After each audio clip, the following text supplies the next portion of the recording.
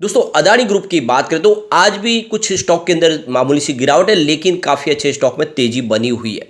और इसके पीछे है बहुत बड़ी गुड न्यूज। यहाँ पे देख सकते हो अदानी ग्रुप को काफ़ी अच्छी एक गुड न्यूज मिली है। क्या है वो गुड न्यूज, उसको जानने की कोशिश करेंगे। यानी आप देख सकते हो कि अदानी ग्रुप अपनी तरफ से जो कोशिश कर रहे हैं उसका कुछ पॉजिटिव इफेक्ट देखने को मिल रहा है। इसके अलावा एक बहुत बड़ा खुलासा अदानी ग्रुप की तरफ से किया गया है। जिस तरह से लगातार उनके ऊपर बहुत सारे एलिगेशन लगे थे, उसका यहाँ पे उन्होंने किस तरह से खंडन किया है और क्या है पूरा मामला, इस वीडियो के माध्यम से हम डिस्कस करेंगे। सबसे जो बड़ी बात है कि इस समय अदानी ग्रुप को लेकर जो बड़े बड़े रिसर्च एनालिस्ट है वो तो इस समय इस स्टॉक को निवेश के बारे में कह रहे हैं कि इससे दूर रहना चाहिए। यानी चाहे अदानी ग्रुप का कोई भी शेयर हो, इस समय अवॉइड करे। चाहे जेपी मॉर्गन हो या फिर दूसरे भी इंडिया के जो डोमेस्टिक ब्रोकेज हाउस है, वो कह रहे हैं कि अदानी ग्रुप में इस समय इन्वेस्टमेंट आपको करने से बचना चाहिए। जो एक बाउंस बैक देखने को मिला है, ये टेक्निकल बाउंस बैक है। यानी आने वाले समय स्टॉक धीरे धीरे फिर से नीचे जा सकते हैं, ऐसी यहाँ पे संभावना व्यक्त की जा रही है। और दूसरी तरफ है ग्लोबल मार्केट में बहुत जबरदस्त मंदी का वातावरण बनने की संभावना बनने लगी है।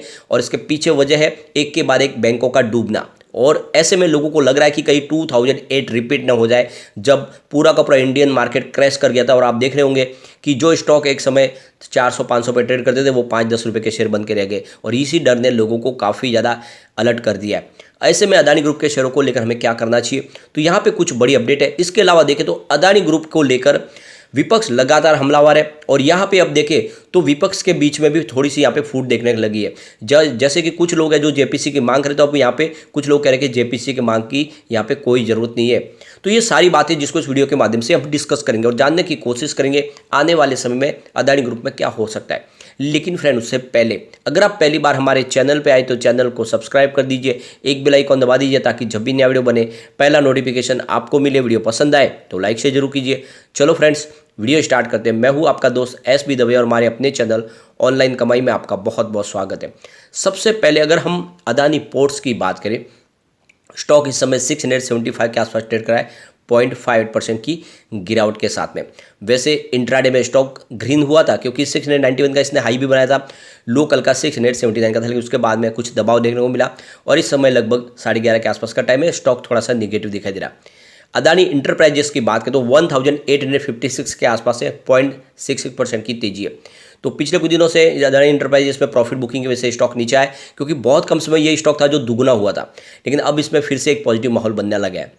अदानी विल्मा लिमिटेड की बात करें तो 426 पर स्टॉक है, 1.33% की तेजी देखने को मिल रही है। तो ये स्टॉक भी इस समय कुछ बुलिश दिखाई दे रहा है। और अदानी पावर की बात करें तो 201 पर स्टॉक है, 1.38% की तेजी देखने को मिल रही है। तो 140 से स्टॉक आप देख सकते हो रिकवर होकर 200 तक वापस आया है। और इस समय देख सकते हो कि माहौल पॉजिटिव बना हो, खरीदारी हो रही है। अदानी टोटल गैस की बात करें तो 906 के आसपास स्टॉक है, 2.02% की यहाँ पर भी तेजी देखने को मिली है। अब ये जो बड़ी तेजी नहीं बनने के पीछे वजह है कि बाजार भी लगभग फ्लैट ट्रेड कर रहे हैं, वहाँ पे कोई बड़ी तेजी देखने को नहीं मिल रही है। अदानी ग्रीन एनर्जी की बात करें तो 816 के आसपास स्टॉक है, 5% का अपर सर्किट लगा है। तो ये बड़ी बात है कि यहाँ पे अपर सर्किट लगा है, लेकिन इसमें भी ट्रेड हुआ है आज। अदानी ट्रांसमिशन की बात करें तो 1019 के आसपास स्टॉक है, 4.70% की यहाँ पे तेजी देखने को मिल रही है। और एसीसी सीमेंट है जो फिलहाल इसमें वीक दिखाई दे रहा है, 1741 के स्तर पे 0.51% की गिरावट है। अंबुजा सीमेंट की बात करें तो 373 के स्तर पे 1.28% की गिरावट है। इसके अलावा एनडीटीवी 208 पर 0.17% की गिरावट है। ये एनडीटीवी काफ़ी वीक लग रहा है। इस सेक्टर में देखें तो जो 10 शेयर है उनमें से ये सबसे कमजोर शेयर दिखाई दे रहा है। अब यहाँ पे एक काफ़ी बड़ी गुड न्यूज निकल के आ रही है अदानी ग्रुप के लिए। अदानी ग्रुप के 3 शेयरों को एनएससी ने short term additional surveillance framework से निकाल दिया, यानी एएसएम लिस्ट से उनको बाहर कर दिया है। और यहाँ पे देख सकते हो आज से ये नई व्यवस्था लागू हुई है। इस हिसाब से देखें तो ये जो 3 अदानी ग्रुप के शेयर है वो फ्री हो चुके हैं एएसएम लिस्ट से। तो यहाँ पे देख सकते हो कि एनएससी ने अदानी इंटरप्राइजेस, अदानी पावर और अदानी विल्मा लिमिटेड को इस लिस्ट से बाहर कर दिया एएसएम से। यहाँ पे देख दो पिछले 8 दिन से ये स्टॉक जो है फिलहाल एएसएम लिस्ट में शामिल थे।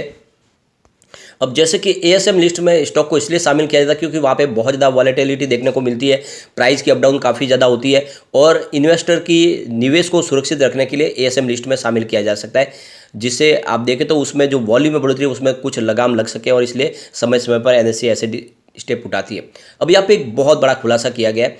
लगातार एलिगेशन लग रहे थे कि विनोद अदानी, गौतम अदानी के जो भाई है, वो इस अंबुजा सीमेंट और एसीसी सीमेंट के मालिक है और अदानी ग्रुप से उनका कोई लेना देना नहीं है।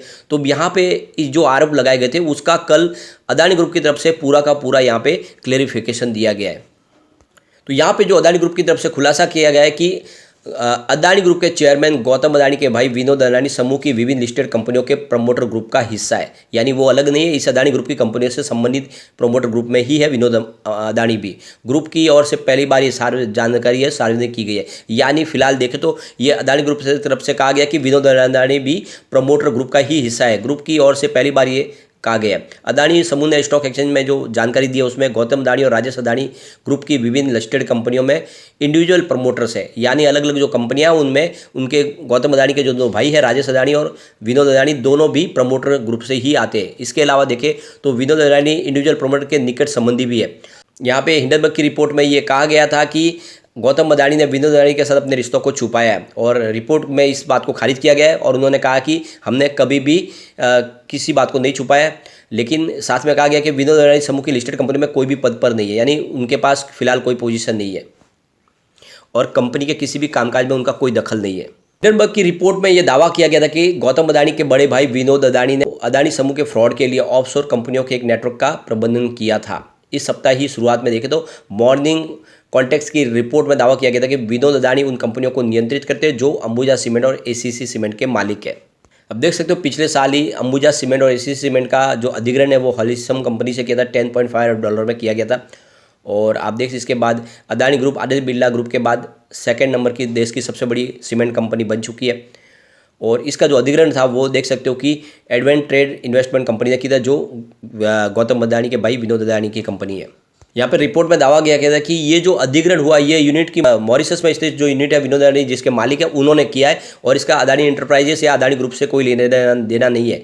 लेकिन अब यहाँ पे देख सकते हो कि अदानी ग्रुप की तरफ से क्लेरिफिकेशन किया गया है कि विनोद अदानी और उनके भाई जो है राजेश अदानी ये भी प्रमोटर ग्रुप का ही हिस्सा है, यानी तीनों भाई देखें तो अदानी ग्रुप से संबंधित है और इसीलिए ये जो अधिग्रहण हुआ ये भी अदानी ग्रुप के तहत ही हुआ है।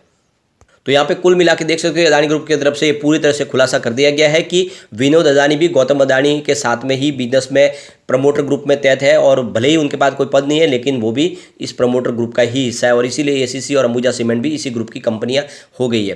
तो इस तरह से यहाँ पे खुलासा हो चुका है। इसके अलावा देखें तो यहाँ पे जिस तरह से विपक्ष लगातार यहाँ पे मांग कर रहा है कि जेपीसी गठित करनी चाहिए अदानी ग्रुप के मामले पर और इस पर आगे कार्रवाई होनी चाहिए, लेकिन अगर आप देखें तो अब यहाँ पे टीएमसी की तरफ से सुर बदल गए हैं। टीएमसी की तरफ से जो अभी यहाँ पे कहा जा रहा है डेरेक ओब्रेन की तरफ से कि यहाँ पे मामला ये नहीं कि जेपीसी का गठन हो जाए, बल्कि यहाँ पे ये सबसे बड़ी बात है कि एसबीआई और एलआईसी के पैसे जो लगाए गए उनको जो नुकसान हुआ ये किस तरह से हुआ इसकी जांच होनी चाहिए। और यहाँ पे देख सकते हो इसके लिए ऑलरेडी सुप्रीम कोर्ट ने कमेटी गठित की है जिसमें 6 सदस्य हैं, वो इस मामले की जांच कर रहे हैं। लेकिन इसमें जेपीसी के गठन का कोई सवाल नहीं है उसमें, क्योंकि ऑलरेडी हमने देखा है इससे पहले 12 अलग अलग जेपीसी का गठन हुआ है और इस जेपीसी में भी जो सदस्य हैं वो ज़्यादा करके रूलिंग पार्टी के होंगे, तो उसका नतीजा हमें पता चल रही गया अभी से चल रहा है। तो इसीलिए हम नहीं चाहते कि कोई जेपीसी का गठन हो, लेकिन ये जो पूरा मामला है ये 6 सदस्यों की जो सुप्रीम कोर्ट ने बनाई कमेटी है इसकी जांच करनी चाहिए और जो भी है सामने आना चाहिए। तो कुल मिला के देख सकते हो कि अभी यहाँ पे विपक्ष में भी अलग अलग बातें निकल के आ रही है। कुछ कह रहे हैं कि जेपीसी का गठन होना चाहिए और कोई कह रहा है कि जेपीसी का गठन नहीं होना चाहिए। लेकिन यहाँ पे देख सकते हो कि मामला ऑलरेडी सुप्रीम कोर्ट में और सुप्रीम कोर्ट ने एक बहुत ही प्रोफेशनल की एक बड़ी आप कमेटी बनाई है जिसमें आप देख सकते हो कि सुप्रीम कोर्ट के रिटायर्ड जज को लिया गया है। इसके अलावा देखें तो जिन्होंने आधार कार्ड बनाया नंदन नीलेकनी उनको लिया गया है और बहुत सारे जैसे बैंकर्स है केवी कामत। तो ये बहुत ही प्रोफेशनल एक टीम है जो अच्छे से इसकी पूरी जांच कर सकती है और सेबी से भी इसमें कहा गया है कि सहयोग करे और 2 महीनों के अंदर पूरी रिपोर्ट पेश करे तो सारा का सारा मामला खुल ही जाएगा और इसीलिए थोड़ा वेट तो हमें करना ही चाहिए। लेकिन फ्रेंड कोई भी इन्वेस्टमेंट करने से पहले अपने फाइनेंशियल एडवाइजर से बारे ले ले या अपना खुद का रिसर्च करें, क्योंकि मैंने वीडियो आपके एजुकेशनल पर्पज़ के लिए ही बनाया। वीडियो पसंद आए तो लाइक शेयर जरूर कीजिए और चैनल को सब्सक्राइब कर दीजिए। Thank you friend.